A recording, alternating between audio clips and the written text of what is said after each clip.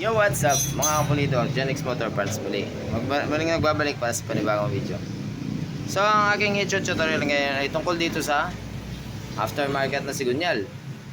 Ito ay plus 6. Hindi na ako nagbabanggit na brand kasi wala rin namang kwenta. Wala rin nakakarinig. So, yan, may tuturo ko dito sa mga nagkakaroon ng problema sa kickstart kapag gumamit ka na ng aftermarket na crankshaft.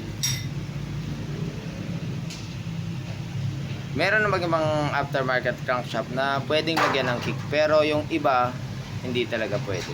So, panoorin natin to mga kapulido para magkaroon tayo ng guide tungkol sa paglalagay ng kick sa aftermarket na sigunyal. Let's go! So, kung inyong makikita, meron tayong dalawang sigunyal dito. So, ito nga pala kay Kamatik at saka doon sa kumpare niya, si Adrian.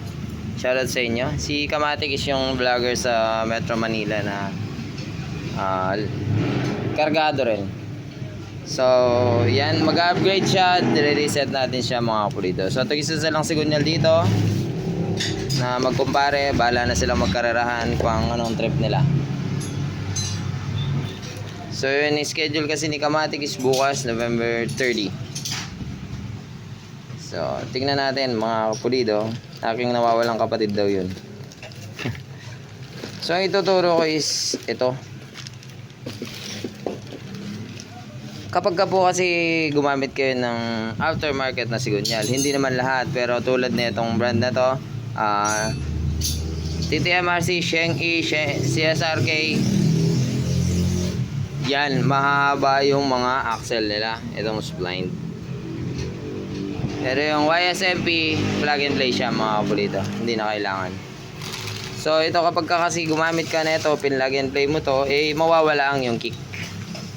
Front cam nga tayo. Yon.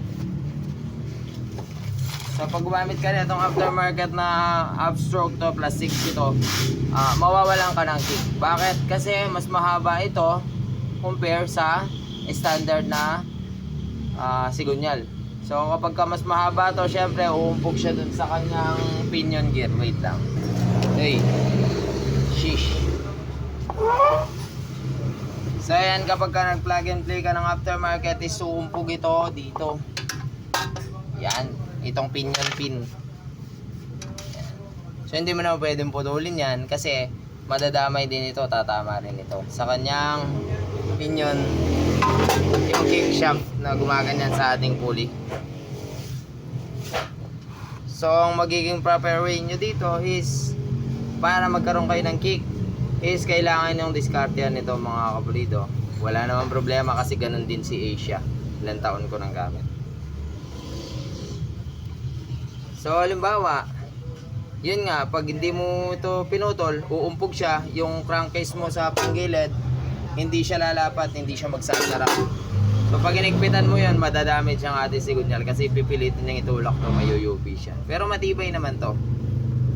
Ang problema nga lang, hindi tama yun. Kasi pag in-start mo siya nun, wala, awit, nakatukod siyang ganyan. Nakadiin. So kailangan mo itong repairin kung gusto mo meron kang kick. Pero kung ayaw mo ng kick, tatanggalin mo rin naman kick mo, kamo, eh kailangan mo lang tanggalin tong pin para plug and play mo na siya. Push start ka lang nun. So pag nalobat ka, para kang NMAX, wala kang kick, wala kang choice. Kailangan mong bumili ng battery ulit or magpalit ng starter kung nasiraan ka. So ako kasi ayaw ko ng mga ganong senaryo. So si Asia, meron siyang kick kahit ganito ang sigunyal ko, aftermarket. So ang ginawa kong paraan dun mga kapulido is ganito. Pinutol ko ito ayon sa sukat ng stock, pero nag-adjust ako ng 1mm para meron akong extra panglagayan ng magic washer. So ating ikumpara, ito po yung stock. Itutukot ko siya. Oh, di ba? Umpog na yung aftermarket dun sa timing gear, pero ang ating stock di pa rin umabot dito. So ang ibig sabihin is mas mahaba po kasi yung aftermarket na crankshaft kumpara sa stock. So ang simpleng paraan lang naman dito is dalhin mo sa machine shop para ipagawa. Bigay ko sa inyong idea kung paano. So itong isa, yung kay Kamatic is pinutol ko na. Tapos ipapa-retread natin siya dito. Para mapadali yung paraan nyo is kumuha kayo ng kunin, pag bago kayo mag-upgrade is kunin nyo yung stock nyo, isukat. Doon yung makukuha yung actual eh. Huwag ano, tansya-tansya, ilang millimeter ba, ilang millimeter puputulin. Kunin nyo po yung stock, isukat nyo mga kapatid. So bibigay ko rin naman yung sukat dito kung ilan ang tatabasin ko. So kunwari ito munang stock, susukatin muna yung haba dito hanggang sa thread. Ayan na lumitaw. Bahala na kayo, baka ako na yung magbabasa. 70 mm. So 70 mm siya mula dito sa timing gear hanggang dito sa pinakadulo. 70 mm, eksakto. Ayan, susukatin naman natin tong aftermarket. Layo, oh. Isa pa. Kumabuse eh.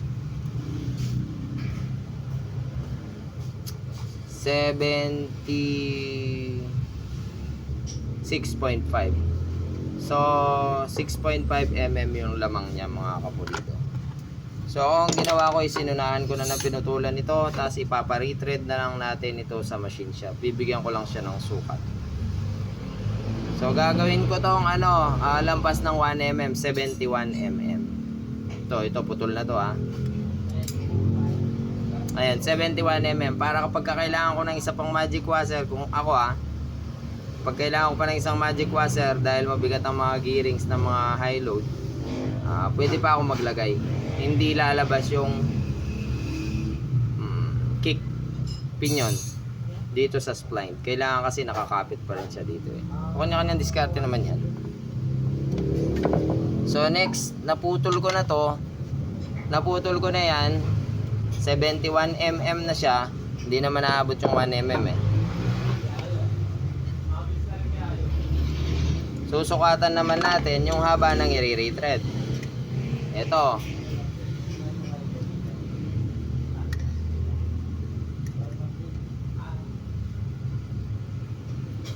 Yung mismong haba ng thread, gagayahin ko na lang sa stock.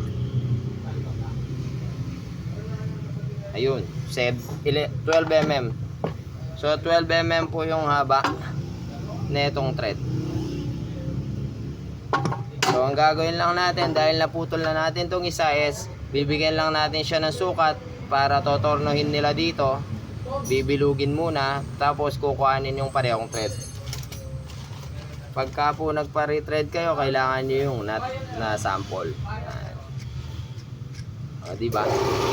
So ganun lang po siya kasimple.